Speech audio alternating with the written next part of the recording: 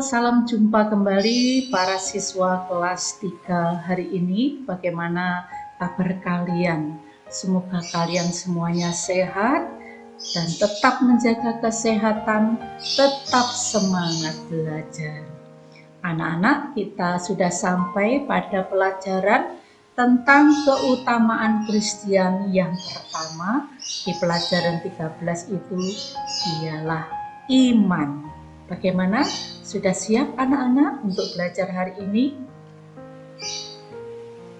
Anak-anak yang terkasih, tujuan pembelajaran hari ini setelah mempelajari topik ini, siswa diharapkan dapat 1. Memahami dan menjelaskan makna iman dalam tradisi gereja Katolik. Yang kedua, menyebutkan dan memahami makna syahadat iman Katolik. Yang ketiga, mensyukuri dan mengembangkan rahmat iman yang diterima. Mari anak-anak, kita awali dengan berdoa. Dalam nama Bapa dan Putra dan Roh Kudus. Amin. Ya Tuhan, hari ini kami semua akan belajar tentang iman. Bantulah kami agar dapat memahami apa saja yang disampaikan oleh guru kami. Sertailah juga kami selalu agar menjadi orang beriman seperti para kudus dan tokoh-tokoh kitab suci yang sudah kami pelajari selama ini. Amin. Dalam nama Bapa dan Putra dan Roh Kudus. Amin. Anak-anak, ayo kita belajar dari iman gadis Israel ini, sehingga Panglima Naaman sembuh dari sakit kustanya. Selamat menyaksikan. Dan semoga kalian belajar mengenal iman dari gadis ini.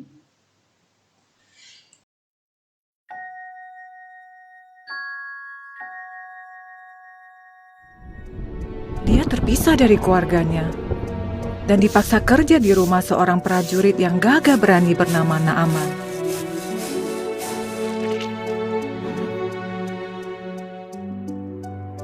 Jadi budak itu nggak mudah, apalagi dia masih kecil.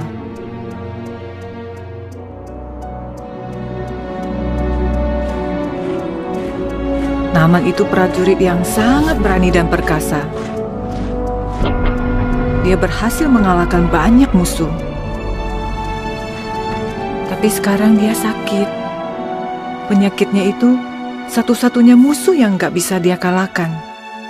Di negerinya, gak ada yang bisa sembuhkan dia.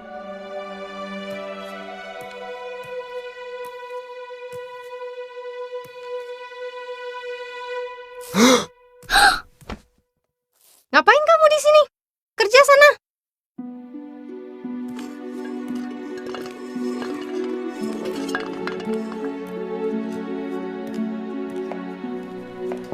Sakitnya makin parah. Gak ada harapan lagi. Gak ada Allah yang bisa sembuhin. Yehuwa bisa. Apa? Aku bilang Yehuwa. Jangan sebut nama itu lagi. Tahu nggak kamu di mana? Kami nggak sembah Allah Israelmu. Ini Allah kami.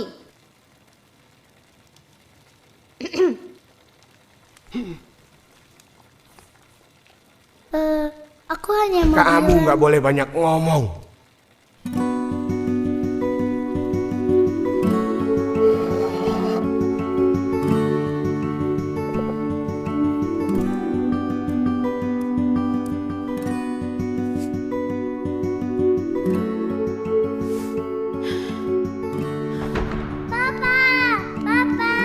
Jangan.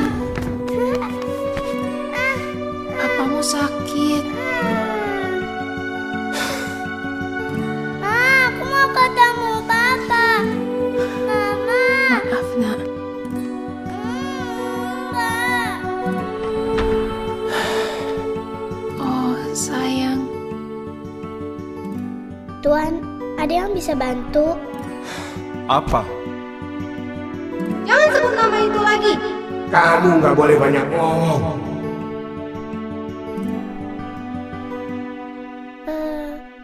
Makanan ini cukup gak? Ya,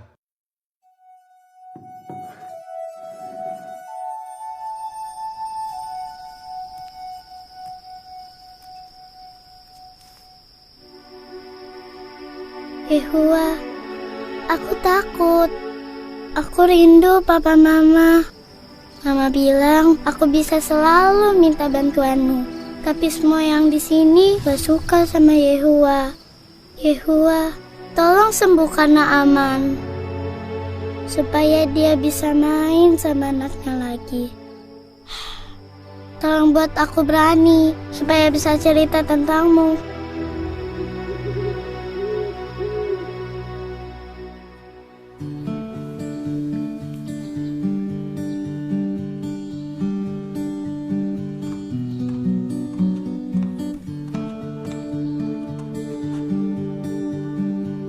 Jangan sebut nama itu lagi. Kamu nggak boleh banyak ngomong.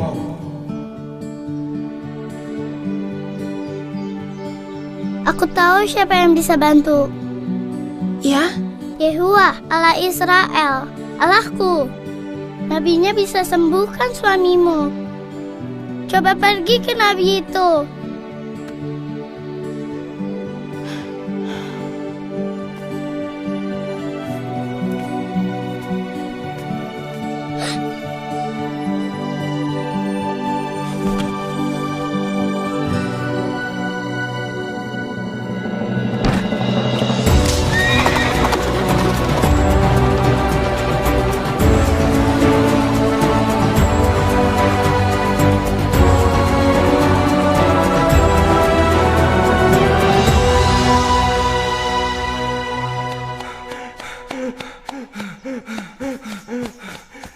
Nyonya.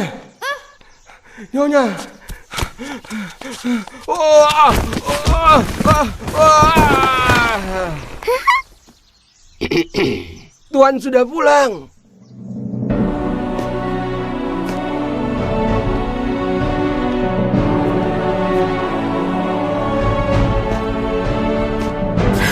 kamu sembuh. Papa. oh sayangku, Aku boleh peluk papa? tentu. Sini anakku. Papa, aku rindu.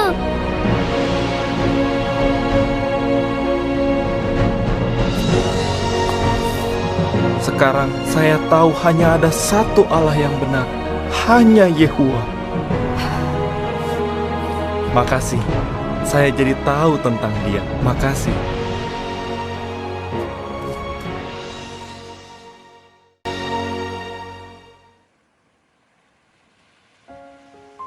Anak-anak, gadis kecil ini percaya bahwa Allah atau Yahweh pasti bisa menyembuhkan Panglima Naaman. Ia bersedih melihat anak-anak Naaman tidak bisa mendekati ayahnya. Dengan imannya ia berani mengatakan kepada istri Naaman bahwa hanya Allah yang bisa menyembuhkannya. Akhirnya Naaman pergi ke Israel menemui Nabi Elisa yang menyuruhnya mandi di air sungai Yordan di Israel sehingga ia sembuh dari sakit kusta. Luar biasa bukan anak-anak? Anak-anak, apakah kamu percaya bahwa Tuhan Yesus adalah juru selamatmu? Dan apakah kamu percaya bahwa Tuhan Yesus adalah yang menciptakanmu?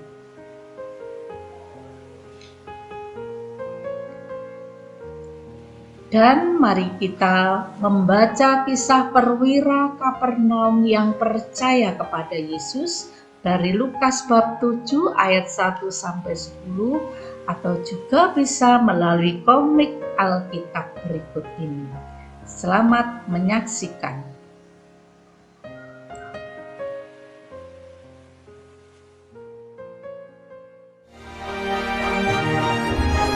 Pada suatu hari, Tuhan Yesus dan murid-muridnya pergi ke kota Kapernaum.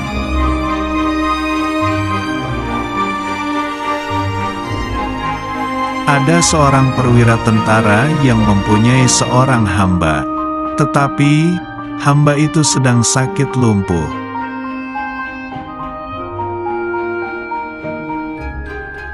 Tiba-tiba, datanglah seorang memberitahu bahwa Tuhan Yesus sedang ada di Kapernaum.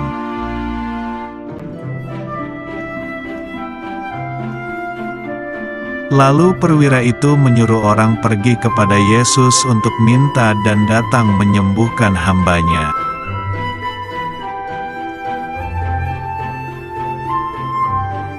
Kemudian orang itu pergi mencari di mana Tuhan Yesus berada.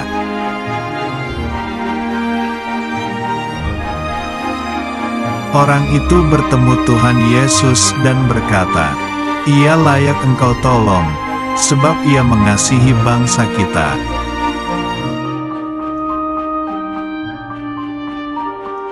Orang itu berkata lagi, "Dan dialah yang menanggung pembangunan rumah ibadat kami."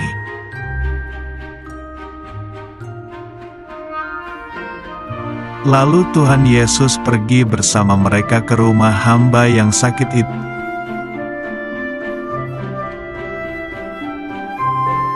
Dalam perjalanan, Tuhan Yesus bertemu dengan utusan perwira untuk menyampaikan pesannya.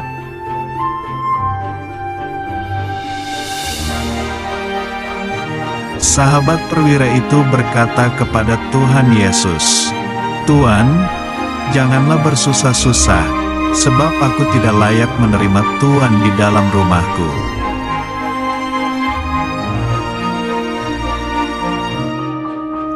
Hamba itu berkata, "Sebab aku sendiri seorang bawahan, dan di bawahku ada pula prajurit.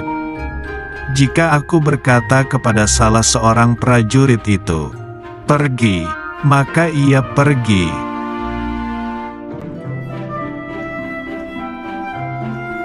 Hamba itu berkata lagi, dan kepada seorang lagi, 'Datang,' maka ia datang, ataupun kepada hambaku, 'Kerjakanlah ini,' maka ia mengerjakannya."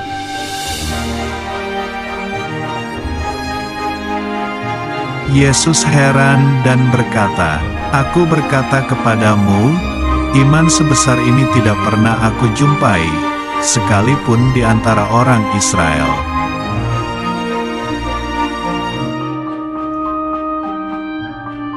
Dan setelah orang-orang yang disuruh itu kembali ke rumah, didapatinyalah hamba itu telah sehat kembali.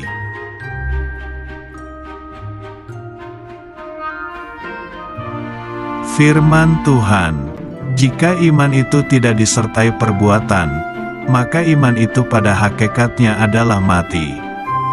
Yakobus pasal 2 ayat 17. Anak-anak, apakah iman itu? Iman adalah karunia Allah Roh Kudus kepada kita untuk hidup sesuai kehendak Allah. Iman membuat kita selalu percaya pada janji Allah dan berharap kepada Allah. Iman membuat kita taat dan menyerahkan seluruh hidup kita pada kuasa Allah, seperti yang terjadi pada Panglima Naaman tadi. Anak-anak, siapakah tokoh iman dalam pembelajaran hari ini ya? Ada gadis Israel tadi, kemudian ada Panglima Naaman, kemudian dalam Injil ada perwira Kapernaum yang sungguh luar biasa imannya, mengagumkan. Yesus mengagumi iman perwira dari Kapernaum. Bahkan Tuhan Yesus bersabda, "Aku berkata kepadamu, iman sebesar ini tidak pernah aku jumpai, sekalipun di antara orang Israel." Anak-anak, perwira Kapernaum berkata, yang menunjukkan bahwa dia beriman, memiliki kasih, tutur kata yang baik saat ia berkata kepada Tuhan Yesus, "Tuhan, janganlah bersusah-susah, sebab aku tidak layak menerima Tuhan di dalam rumahku. Sebab itu, aku juga menganggap diriku tidak layak untuk datang kepadamu. Tetapi katakan saja sepatah kata, maka hambaku itu akan sembuh." Lukas bab 7 ayat 6. Bisa kalian baca di Injil kalian masing-masing. Anak-anak yang terkasih, kata-kata perwira Kapernaum juga diimani oleh gereja Katolik saat ini.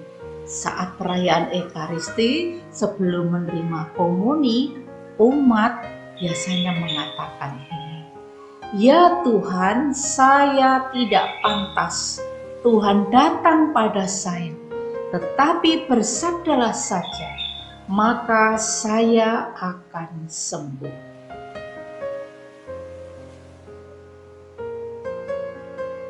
Anak-anak, orang beriman akan tampak dalam perbuatan. Ia akan rajin berdoa, baik sendiri maupun bersama.